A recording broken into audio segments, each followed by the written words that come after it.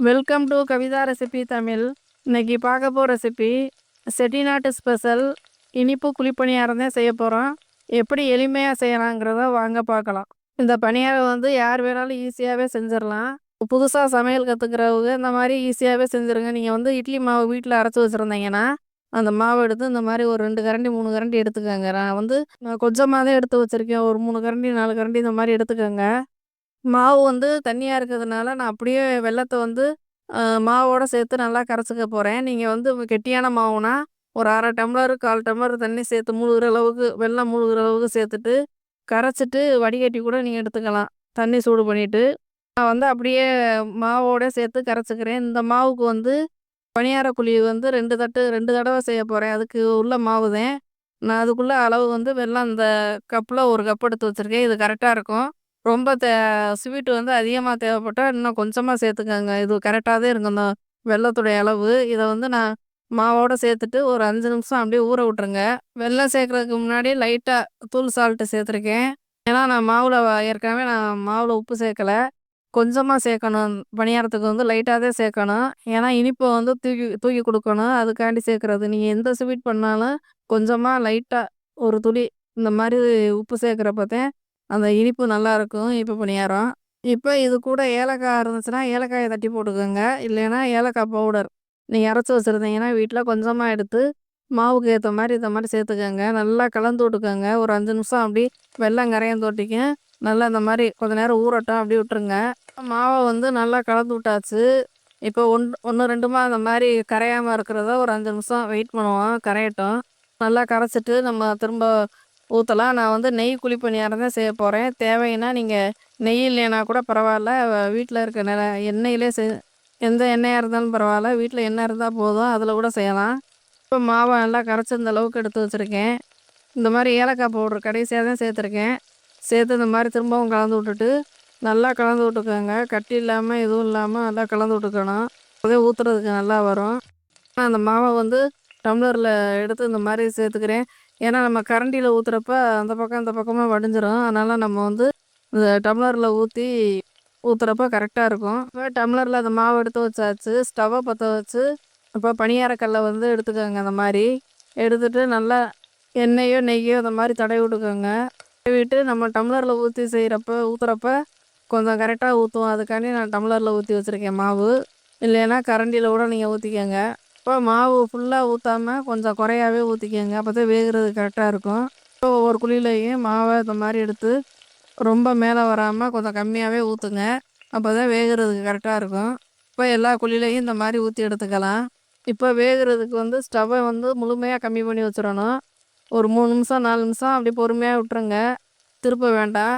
இடையில இடையில நீங்க இந்த மாரி வெந்துருச்சா என்னன்னு செக் பண்ணி பார்த்துக்கங்க. கரண்டியில இந்த மாரி திருப்புறதுக்கு வருதான்னு செக் பண்ணி பார்த்துக்கங்க. சரியா வேகல. வெந்ததுக்கு பின்னாடி திரும்ப ஒரு 2 நிமிஷம் கழிச்சு இந்த மாரி திருப்பி விட்ருக்கேன். முன்பக்கம் வெந்திருக்கும், பின்னாடி வேகாம இருக்கும். அதனால நீங்க இந்த மாரி திருப்பி விட்டுக்கோங்க. ஒவ்வொரு குழியா இந்த மாரி வெந்தத செக் பண்ணிட்டு திருப்பி விட்டுக்கோங்க. இப்ப இதே மாரி எல்லா பணியாரத்தையும் இந்த மாரி திருப்பி விட்டுக்கலாம்.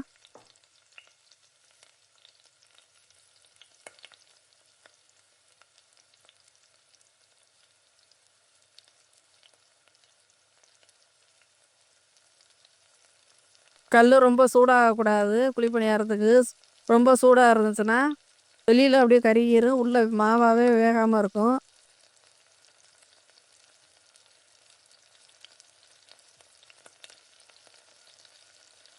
அதனால நீங்க கொஞ்சம் கொஞ்சமா அதனால கொஞ்சம் கம்மி பண்ணியே வச்சுக்கோங்க ஸ்டவ்வ.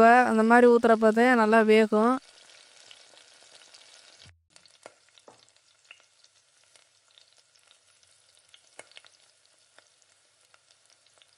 முன்பக்கம் வெந்துருச்சு. பின்னாடி திருப்பி விட்ருக்கோம். இது ஒரு 2 நிமிஷம், 3 நிமிஷம் அப்படியே நல்லா வேக விட்டுக்கலாம். வேகுறப்ப அப்படியே மேலாக இந்த மாரி எண்ணெயோ, நெய்யோ இந்த மாரி ஊத்தி ஊத்தி வேக வைக்கிறப்ப நல்லா ஒரு சாஃப்ட்டா இருக்கும் பணியாரம். நல்லா சாப்பிட்றதுக்கு ரொம்ப நல்லாயிருக்கும். இப்போ இந்த மாரி கொஞ்சம் வேகாம இருக்க மாரி இருக்கு. அதனால திருப்பி திருப்பி போட்டு 2 பக்கமும் ஒரு 2 நிமிஷம் அப்படியும் திருப்பி திருப்பி போட்டு வேக வச்சுக்கோங்க. ஏன்னா ஒரு சைடே போட்டா ஒன் சைடா கருகிரும். அதனால நீங்க இந்த மாரி செக் பண்ணி இடையில இடையில இந்த மாரி திருப்பி போட்டு வேக வச்சுக்கோங்க. ஏன்னா அடுப்பு வந்து கம்மியா தான் வச்சுருக்கணும். டக்குனு மேல் பக்கம் அப்படியே கருகிரும். உள்ள வேகாம மாவாவே இருக்கும். அதனால இந்த மாரி சிம்மில் வச்சு இந்த மாதிரி நல்லா வேக வச்சு எடுத்துக்கோங்க.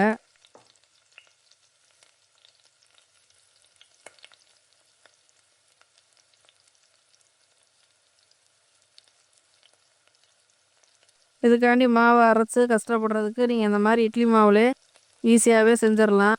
இப்போ ஒரு தட்டில் மாற்றி எடுத்து வச்சுக்கலாம். எல்லா குழிப்பணியாரத்தையும் இந்த மாதிரி தட்டில் மாற்றி எடுத்து வச்சுக்கோங்க.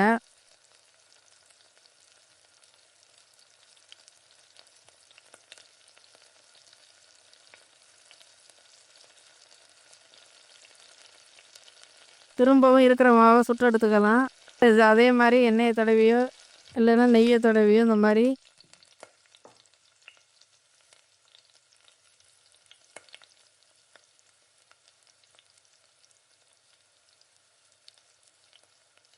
இருக்கிற மாவெல்லாம் ஊற்றிக்கலாம். அந்த மாதிரி கொஞ்சம் கொஞ்சமாக இந்த மாதிரி குழியில் ஊற்றி இந்த மாதிரி வேக வச்சுக்கணும்.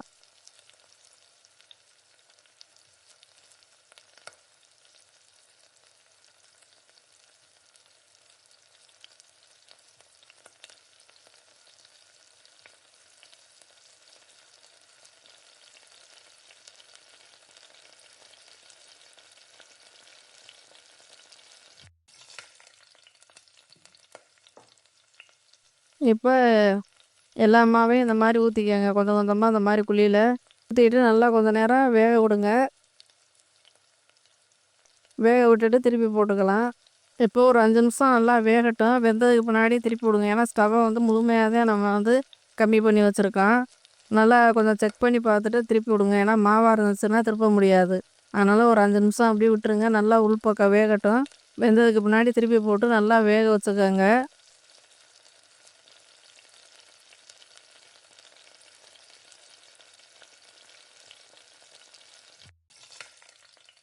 முன்னாடி சொன்ன மாதிரி தான் ஸ்டவ்வை நல்லா முழுமையாகவே கம்மி பண்ணி வச்சுட்டு இந்த மாதிரி செக் பண்ணி திரும்ப திரும்ப அந்த மாதிரி வேக வச்சுட்டு ஒரு 6-7 நிமிஷம் நல்லா வேக விடுங்க.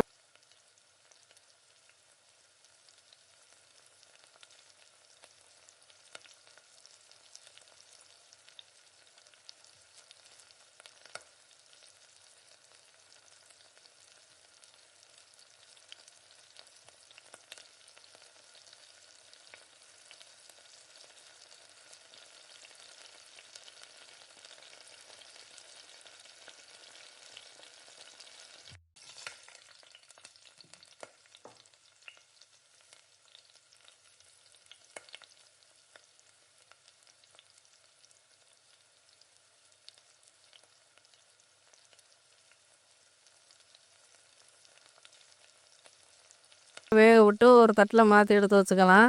இந்த மாதிரி நீங்கள் செஞ்சு கொடுக்குறப்போ உங்கள் வேலையும் மிச்சமாக இருக்கும். இப்போ தீபாவளிலாம் வருது. எல்லா பலகாரமும் செய்கிற வேலை இருக்கும். எல்லா பலகாரம் சாப்பிடாம இந்த மாதிரி குழிப்பணியாரம் சாப்பிட்றப்ப 2 வயசு குழந்தைங்க கூட நல்லா விரும்பி சாப்பிடுங்க. செட்டிநாட்டிலலாம் ரொம்ப ஃபேமஸானது இந்த குழிப்பணியாரம் தான். எல்லா குழந்தைங்களும் நல்லா விரும்பி சாப்பிடுங்க. குழந்தைங்க மட்டும் இல்லை, பெரியவங்களும் நல்லா விரும்பி சாப்பிடுவாங்க. இப்போ ஒரு அருமையான குழிப்பணியாரம் ரெடி ஆயிடுச்சு. இப்போ பாருங்கள் நல்லா இந்த மாதிரி மாவா இல்லாமல் ரொம்ப நல்லா இருக்குது. இந்த மாதிரி செஞ்சு கொடுங்க உங்கள் குழந்தைங்களுக்கு. இந்த வீடியோ பிடிச்சிருந்தா லைக் பண்ணுங்கள், ஷேர் பண்ணுங்கள், மறக்காமல் சப்ஸ்கிரைப் பண்ணிடுங்க, ஹைப் பண்ணிடுங்க.